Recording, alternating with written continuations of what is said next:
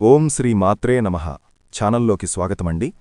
ఈ వీడియోలో మనం సింహరాశివారి గురించి ఆసక్తికరమైన అంశాలతో పాటుగా ఈ రాశివారు ఈ నెల అమావాస్యలోపు ఏ ప్రదేశాలకు వెళ్లకూడదు, వెళ్లడం వల్ల ఎటువంటి పరిణామాలు ఎదురవుతాయి అనే అంశాలను వివరంగా తెలుసుకుందాం.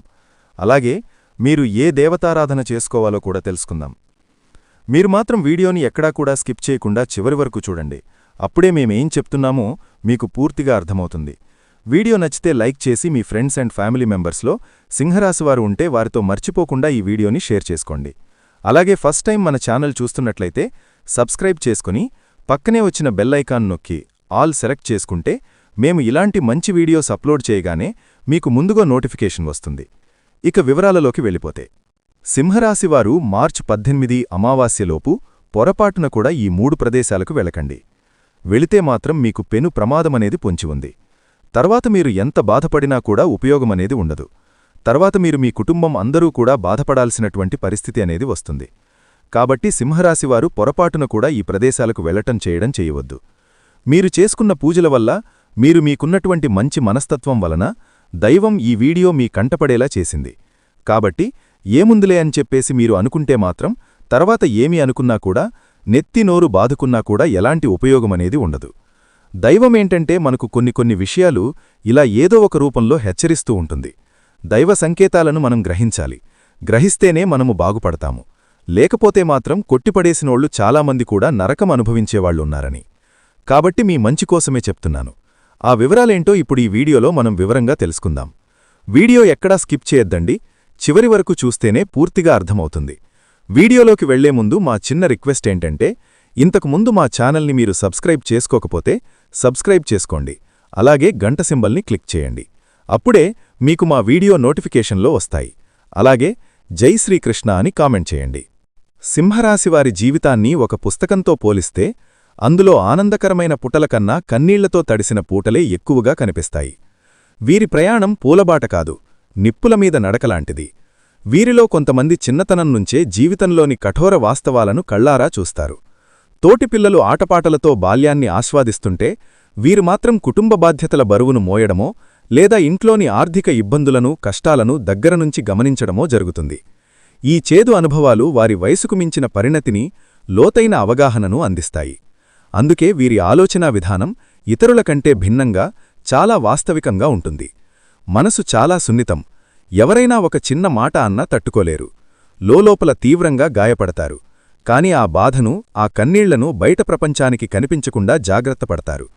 తమ బలహీనతను ఇతరులు అవకాశంగా తీసుకుంటారనే భయం వారిని అలా చేస్తుంది. బయటకు ఎంతో గంభీరంగా, ఏమీ పట్టనట్టు కనిపిస్తారు. ఈ ప్రవర్తన వల్ల చాలామంది వీరిని అహంకారులుగా, గర్విష్ఠులుగా అపార్థం చేసుకుంటారు. వీరికి ఎవరిపైనా ప్రేమ, జాలి లేవని, వీరు ఎవరినీ లెక్కచేయరని ముద్రవేస్తారు. కాని అది పూర్తి అవాస్తవం. వారి కఠినమైన పైపర వెనుక ప్రేమ మరియు ఆప్యాయత కోసం తపించే ఒక పసిపిల్లల మనసు దాగి ఉంటుంది. ఆ మనసులు అర్థం చేసుకున్నవాళ్లే వీరి జీవితంలో శాశ్వతంగా నిలిచిపోతారు. నిజానికి సింహరాశివారి హృదయం వెన్నలాంటిది. ఇతరుల కష్టాలను చూడలేరు. తమకు శక్తి ఉన్నంతలో సహాయం చేయాలని తపిస్తారు.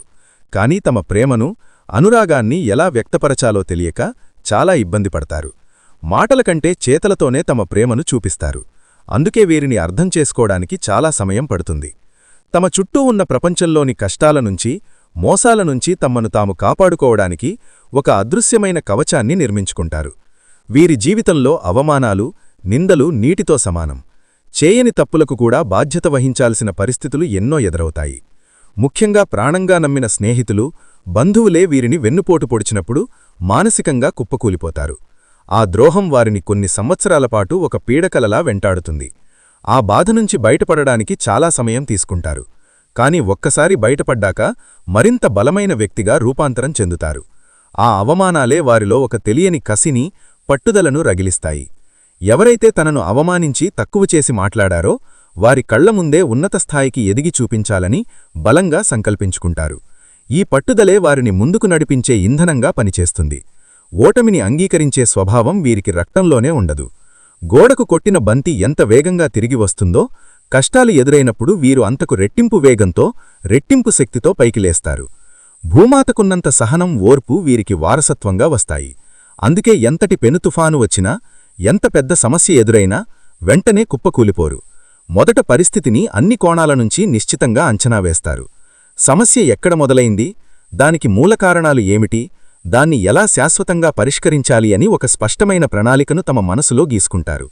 వీరిలో విశ్లేషణాత్మక నైపుణ్యం అద్భుతంగా ఉంటుంది. ఏ విషయాన్ని పైపైన చూడరు, దాని మూలాల్లోకి వెళ్లి శోధిస్తారు. అందుకే వీరు తీసుకునే నిర్ణయాలు చాలా ఆచరణాత్మకంగా, దూరదృష్టితో కూడినవిగా ఉంటాయి. తాత్కాలిక ఉపశమనం కోసం కాకుండా శాశ్వతమైన పరిష్కారం కోసం మాత్రమే ప్రయత్నిస్తారు.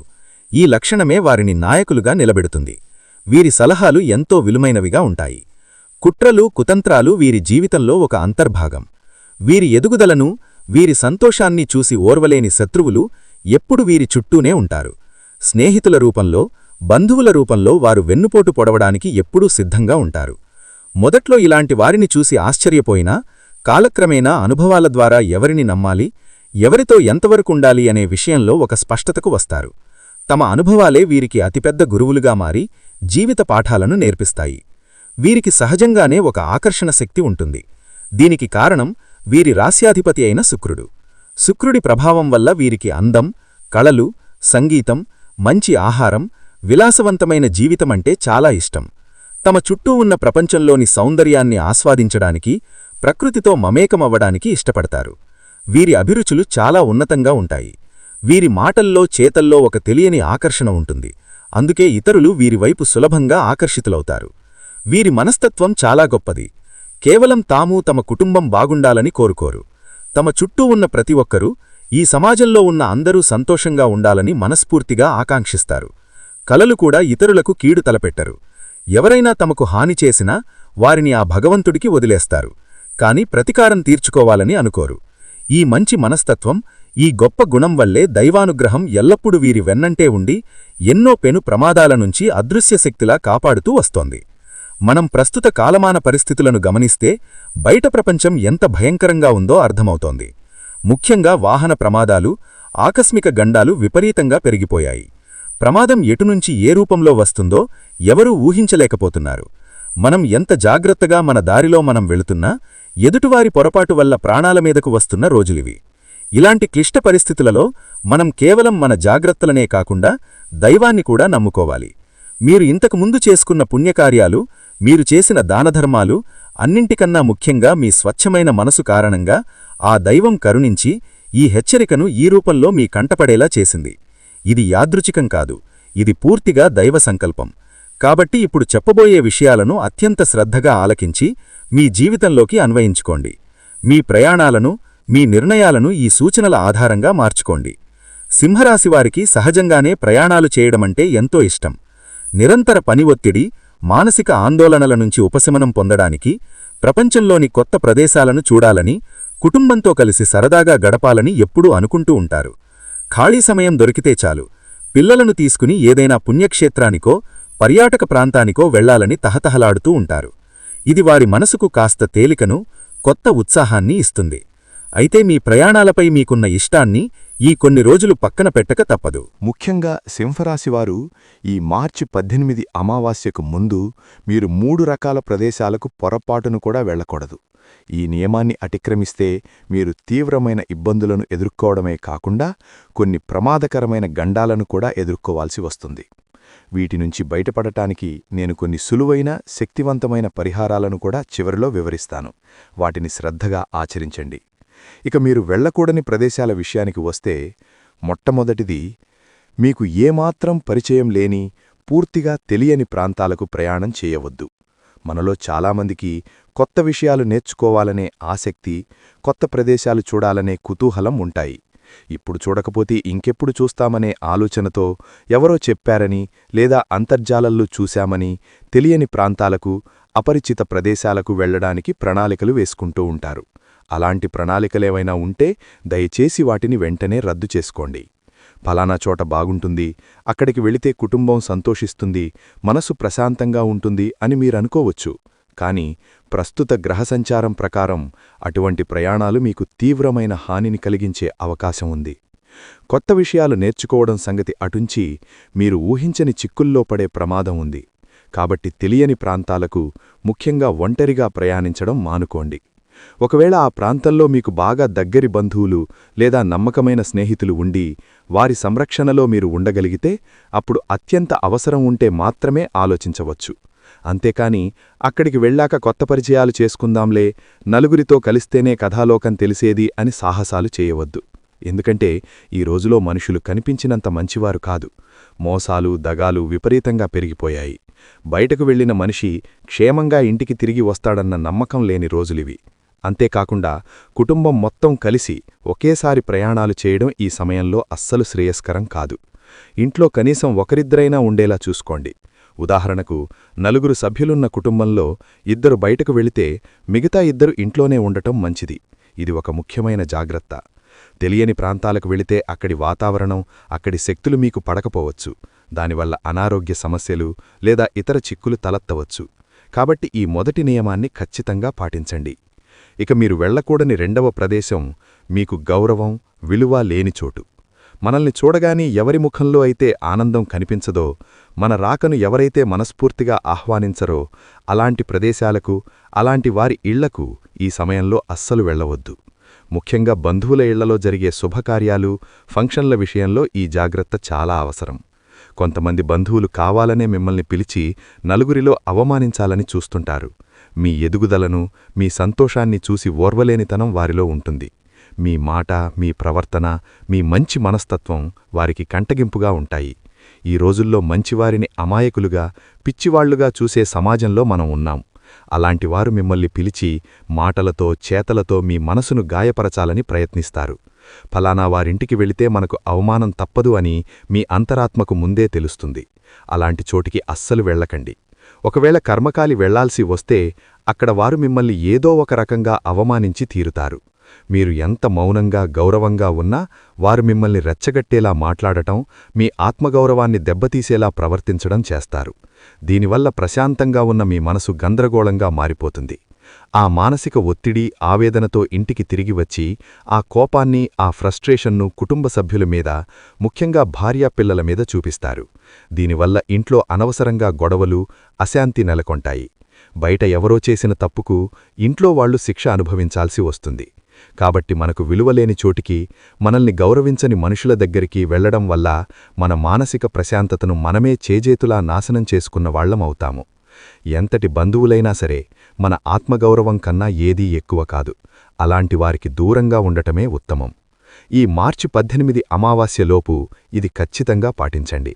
ఇక మీరు వెళ్లకూడని 3వ అత్యంత ముఖ్యమైన ప్రదేశం మీరు నివసిస్తున్న ఊరి యొక్క సరిహద్దు దాటి వెళ్లడం.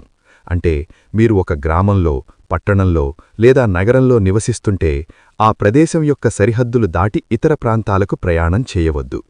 ముఖ్యంగా రాష్ట్రం విడిచి లేదా దేశం విడిచి వెళ్లే ప్రయాణాలేవైనా ఉంటే వాటిని తక్షణమే వాయిదా వేసుకోండి.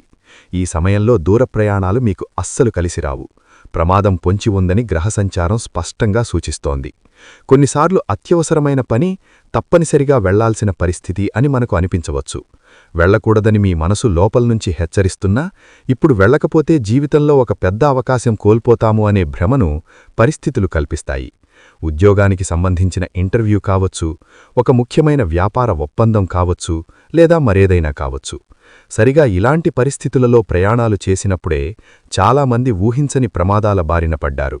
వారి కుటుంబాలు తీవ్రంగా నష్టపోయాయి. కాబట్టి ఎంతటి అత్యవసరమైన పనైనా, ఎంత పెద్ద అవకాశమైనా ఈ మార్చి 18 అమావాస్య దాటే వరకు వేచి చూడటం ఉత్తమం. మీరున్న చోట నుంచే ఆ సమస్యను పరిష్కరించడానికి ప్రయత్నించండి, లేదా ఆ పనిని వాయిదా వేయమని కోరండి.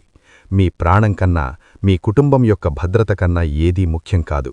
ఈ కొన్ని రోజులు ఓపిక పడితే రాబోయే కాలం మీకు మరింత అనుకూలంగా ఉంటుంది. ఒకవేళ ఎట్టి పరిస్థితుల్లోనూ వెళ్ళక తప్పదు, ఇది జీవన మరణ సమస్య అనేంత తీవ్రమైన పరిస్థితి ఉంటే అప్పుడు మీ అంతక మీరు సొంత నిర్ణయం తీసుకోవద్దు. వెంటనే మీకు తెలిసిన నమ్మకమైన సిద్ధాంతిని లేదా జ్యోతిష్య పండితులను సంప్రదించండి. మీ జాతక చక్రాన్ని వారికి చూపించి మీ ప్రయాణానికి సంబంధించిన దోషాలేవైనా ఉన్నాయేమో పరిశీలించమని కోరండి. వారు సూచించిన దోష నివారణ పూజలు, శాంతులు చేయించుకున్న తరువాతే ప్రయాణానికి సిద్ధమవ్వండి. ఇలా చేయడం వల్ల గ్రహాల యొక్క ప్రతికూల ప్రభావాన్ని కొంతవరకు తగ్గించుకుని ఒక రక్షణ కవచాన్ని ఏర్పాటు చేసుకున్న వాళ్ళవుతారు. అంతేకాని నేనే గొప్ప, నాకే అన్నీ తెలుసు అనే అహంకారంతో సొంత నిర్ణయాలు తీసుకుని ప్రమాదాలను కొని తెచ్చుకోవద్దు. ఈ హెచ్చరికను తేలికగా తీసుకోకండి. ఇవన్నీ మీ మంచి కోసమే చెప్పబడుతున్నాయి. ఏ మాట కూడా ఊరికే రాదు. దాని వెనుక ఒక దైవికమైన కారణం ఉంటుంది. ఏదో ఒక శక్తి ఎవరో ఒకరి నోటి ద్వారా మనకు కావలసిన సందేశాన్ని పంపిస్తూ ఉంటుంది. దాన్ని గ్రహించి అనుసరించినవారు బాగుపడతారు. ఏముందిలే అని కొట్టిపారేసినవారు తరువాత తీవ్రమైన పరిణామాలను ఎదుర్కొని ఎంత బాధపడినా ప్రయోజనం ఉండదు. కాబట్టి ఈ మార్చి 18 అమావాస్యలోపు మనం చెప్పుకున్న ఈ 3 ప్రదేశాలకు, అంటే అపరిచిత ప్రాంతాలకు, మీకు విలువలేని చోటికి, మీ ఊరి సరిహద్దు దాటి దూర ప్రాంతాలకు వెళ్లవద్దు. ప్రస్తుత రోజులు ఏమాత్రం బాగోలేవు. ప్రతి అడుగులోనూ జాగ్రత్త అవసరం. దగ్గరి ప్రదేశాలకు వెళ్లాల్సి వచ్చినా అతి అవసరమైతే తప్ప ప్రయాణాలు పెట్టుకోవద్దు. ముఖ్యంగా రాత్రి సమయ ప్రయాణాలకు పూర్తిగా దూరంగా ఉండండి. మీ మానసిక, శారీరక ఆరోగ్యం పట్ల కూడా శ్రద్ధ వహించండి. సరైన నిద్ర లేకపోవడం, పని ఒత్తిడి, కుటుంబ సమస్యలు వంటివి మీ ఏకాగ్రతను దెబ్బతీస్తాయి. ఇలాంటి సమయంలోనే ప్రమాదాలు ఎక్కువగా జరుగుతాయి. మనం తినే ఆహారం, మన జీవనశైలి, మన ఆలోచనల మీద తీవ్రమైన ప్రభావాన్ని చూపుతాయి. మానసిక ఒత్తిడికి గురైనప్పుడు మనల్ని మనం నియంత్రించుకోలేము. తెలియకుండానే వేగంగా వాహనాలు నడపడం, అజాగ్రత్తగా ఉండడం వంటి పొరపాట్లు చేస్తాము. కాబట్టి మొట్టమొదటగా కంటినిండా ప్రశాంతంగా నిద్రపోండి. భగవంతుడు మన తలరాతలో ఏది రాసిపెట్టాడో అదే జరుగుతుంది. కాని మన వంతు ప్రయత్నంగా మనం అన్ని జాగ్రత్తలు తీసుకోవాలి. ప్రతిరోజు ఉదయం కాసేపు ధ్యానం చేసుకోండి. ఇది మీ మనస్సును ప్రశాంతంగా, నిలకడగా ఉంచుతుంది. ఎప్పుడూ ప్రతికూలంగా మాట్లాడే మనుషులకు, ఏడుపు ముఖంతో ఉండేవారికి ఏ వాతావరణమైతే మీకు నకారాత్మక శక్తిని ఇస్తుందో అలాంటి ప్రదేశాలకు దూరంగా ఉండండి. మీ చుట్టూ సానుకూల వాతావరణాన్ని ఏర్పాటు చేసుకోండి. మంచి సంగీతం వినండి. మంచి పుస్తకాలు చదవండి. ఇది మీ మానసిక స్థితిని మెరుగుపరుస్తుంది. మీరు మీ కుటుంబాన్ని ప్రాణం కన్నా ఎక్కువగా ప్రేమిస్తారు. వారికోసం ఎంతైనా కష్టపడతారు. మీ ఈ మంచి గుణం వల్లే మీ మీద నలుగురి ఏడుపు, దిష్టి ఎక్కువగా తగులుతూ ఉంటుంది. కాబట్టి ప్రతిరోజూ బయటకు వెళ్లి వచ్చిన తర్వాత ఉప్పుతో దిష్టి తీసుకోవడం అలవాటు చేసుకోండి. బయటనుంచి రాగానే కాళ్ళు, చేతులు శుభ్రంగా కడుక్కుని కొద్దిగా గల్లుపునుగు ఎడమ చేతిలోకి తీసుకుని మీకు మీరే కుడి నుంచి ఎడమకు 3 సార్లు, ఎడమ నుంచి కుడికి 3 సార్లు దిష్టి తీసుకుని ఆ ఉప్పును బయటపారేయండి. మీ రాశికి అధిపతి శుక్రుడు కాబట్టి మీరు ప్రతి శుక్రవారం లక్ష్మీదేవి ఆరాధన చేయడం వల్ల మీకు అద్భుతమైన ఫలితాలు కలుగుతాయి. అలాగే మంగళవారాల్లో అమ్మవారిని పూజించడం కూడా చాలా మంచిది. సింహరాశివారు ప్రతిరోజూ లేదా కనీసం శుక్ర, మంగళవారాల్లో శ్రీసూక్తం, కనకధార స్తోత్రం వంటివి పఠించడం వల్ల మీ ఆర్థిక ఇబ్బందులు తొలగిపోయి ఐశ్వర్యం సిద్ధిస్తుంది. శుక్రవారాల్లో లక్ష్మీదేవికి తెల్లటి రంగు పుష్పాలతో పూజ చేసి పరమాన్నం లేదా పాలు, చక్కెరతో చేసిన నైవేద్యాన్ని సమర్పించండి. ఇది మీ జాతకంలో శుక్రుడిని బలపరుస్తుంది. తద్వారా మీకు సుఖ సంతోషాలు, భోగభాగ్యాలు కలుగుతాయి. గోసేవ చేయడం కూడా మీకు అదృష్టాన్ని తెచ్చిపెడుతుంది. గోమాతలో ముక్కోటి దేవతలు కొలువై ఉంటారని శాస్త్రాలు చెబుతున్నాయి. ప్రతిరోజూ లేదా మీకు వీలైనప్పుడు గోమాతకు పచ్చిగడ్డిని, అరటిపండ్లను లేదా నానబెట్టిన పెసలు, ఉలవలు వంటి వాటిని ఆహారంగా అందించండి. ఇలా చేయడం వల్ల ముక్కోటి దేవతల సంపూర్ణ అనుగ్రహం మీకు లభించి మీ జాతకంలో ఉన్న మృత్యుగండాలు, ప్రమాద దోషాలు ఏవైనా ఉంటే అవి పూర్తిగా తొలగిపోతాయి. ఇది అత్యంత శక్తివంతమైన పరిహారం కాబట్టి సింహరాశివారు దయచేసి ఈ సూచనలను శ్రద్ధగా పాటించండి. మార్చి 18 అమావాస్య వరకు అత్యంత జాగరూకతతో వ్యవహరించండి. మీరు వెళ్లకూడని ప్రదేశాలకు వెళ్లకుండా ఉండటమే మీకు, మీ కుటుంబానికి శ్రీరామరక్ష. దైవాన్ని సందర్శించుకోవాలనే కోరిక మీకు ఎక్కువగా ఉంటుంది. కాని దైవం గుడిలో మాత్రమే కాదు, మన ఇంట్లో, మన మనసులో కూడా ఉంటాడు. భక్తితో ఇంట్లో దీపం పెట్టినా ఆ పుణ్యం మీకు దక్కుతుంది. ప్రయాణాలు చెయ్యాలనుకుంటే ఈ అమావాస్య గడిచిన తర్వాత ప్రణాళిక చేసుకోండి. ఈ హెచ్చరికను తేలికగా తీసుకుని కొట్టిపారేస్తే నష్టపోయేది మీరే కాదు, మీపై ఆధారపడిన మీ కుటుంబం కూడా. మీ కుటుంబం యొక్క భవిష్యత్తు, వారి సంతోషం మీ చేతుల్లోనే ఉన్నాయి. కాబట్టి పరిస్థితులకు అనుగుణంగా, కాలానికి తగ్గట్లుగా మనల్ని మనం మార్చుకుని జాగృత్తగా ముందుకు సాగాలి.